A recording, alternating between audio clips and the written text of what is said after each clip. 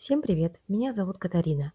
В прошлом видео я показала, как несложно задекорировать плитки, из которых впоследствии я сделала раму для зеркала. В сегодняшнем видео я расскажу, как приклеить плитки и зеркало к основанию, а также какова себестоимость такого зеркала. Мое зеркало размером 40 на 40. Покупала я его на Валберес на скидках за 480 рублей. Если у вас уже есть зеркало квадратной или прямоугольной формы, можно использовать его, избежав таким образом лишних трат.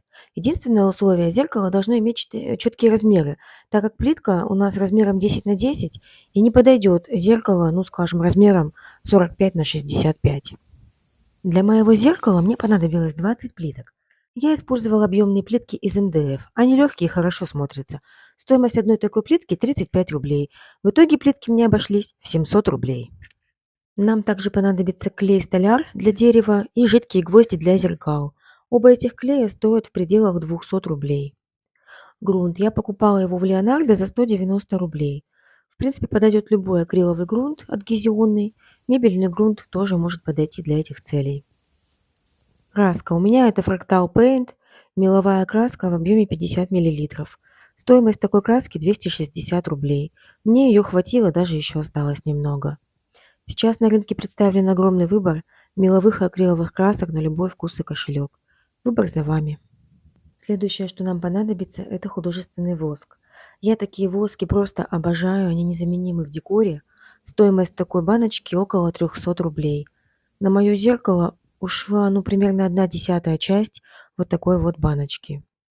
Я использовала акриловый глянцевый лак, можно использовать и матовый. Стоимость такой баночки 290 рублей. У меня ушло примерно 2/3 объема. Чуть не забыла про рельефную пасту, шпатлевку по дереву. Шпатлевку я покупала за 70 рублей. Пасту последний раз покупала за 290. Шпатлевки ушло совсем немного, а вот пасты гораздо больше. Почти вся банка. Я не стала учитывать стоимость трафаретов, так как я пользуюсь ими почти постоянно, и они уже себя окупили. Но имейте в виду, что для такого зеркала понадобится не менее 4 трафаретов. Стоимость у различных производителей варьируется от 100 до 200 рублей. Тем временем я уже начала крепить зеркало и плитки к основанию. На зеркало из прошлого видео у меня как-то очень быстро нашлись покупатели. И вести съемку времени не было совсем, потому что нужно было доделывать это зеркало и отдавать его заказчикам. Поэтому сейчас показываю на примере другого зеркала и других плиток. В начале видео я сказала, что это зеркало размером 40 на 40, но, как можете видеть, это зеркало прямоугольное и имеет размеры 30 на 50. Это произошло потому, что у меня снова появился заказчик на это зеркало, и он захотел получить его именно в таких вот размерах. Я отпилила нужный мне кусок фанеры и разложила на него само зеркало и плитки, так как мне хочется. Примерила, посмотрела, чтобы все хорошо помещалось, чтобы ничего нигде не торчало. Убедившись, что все хорошо, я начинаю приклеивать плитки к основанию. Наношу небольшое количество клея и распределяю вот таким вот образом, чтобы клей лег равномерно, как бы немножечко двигаю туда-сюда. Нижний ряд плиток я пока не приклеиваю, так как сначала хочу приклеить зеркало. Я использую клей для дерева момент столяр, а для зеркала буду использовать жидкие гвозди для зеркал. Клей застывает не сразу, поэтому у меня еще есть какое-то время для того, чтобы подкорректировать плитки, если они, как мне кажется, легли недостаточно ровно. Я в процессе приклеивания плиток все время проверяю торцы. Во-первых, я смотрю, не вылез ли где-нибудь клей, для того, чтобы не делать потом лишнюю работу. Ну и смотрю, насколько ровно легли плитки.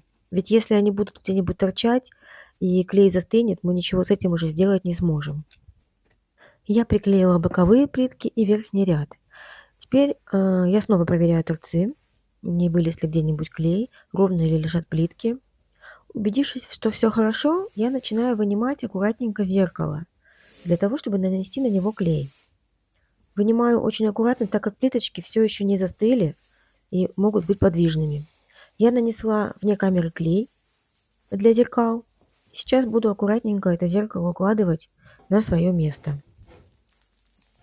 Стараюсь не испачкать само зеркало клеем, потому что тереть его будет очень проблематично.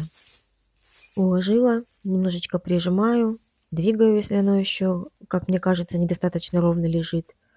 И совсем-совсем слегка без фанатизма надавливаю на зеркало, чтобы оно улеглось. Не вижу необходимости какой-то дополнительный пресс на него ставить, так как клей действительно очень хороший. Теперь начинаю укладывать нижний ряд плиток, для того, чтобы посмотреть, не сдвинулось ли что-то, и потихонечку начинаю уже формировать окончательный вариант этого зеркала. Как можете видеть, этот процесс совсем не сложный, и с этим может справиться абсолютно любой человек.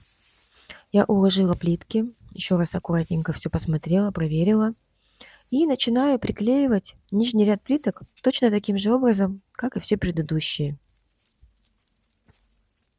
Ну что ж, давайте подытожим. На зеркало, включая, собственно, само зеркало, у меня ушло примерно 2700 рублей. Дорого это или дешево? Ну, тут как посмотреть.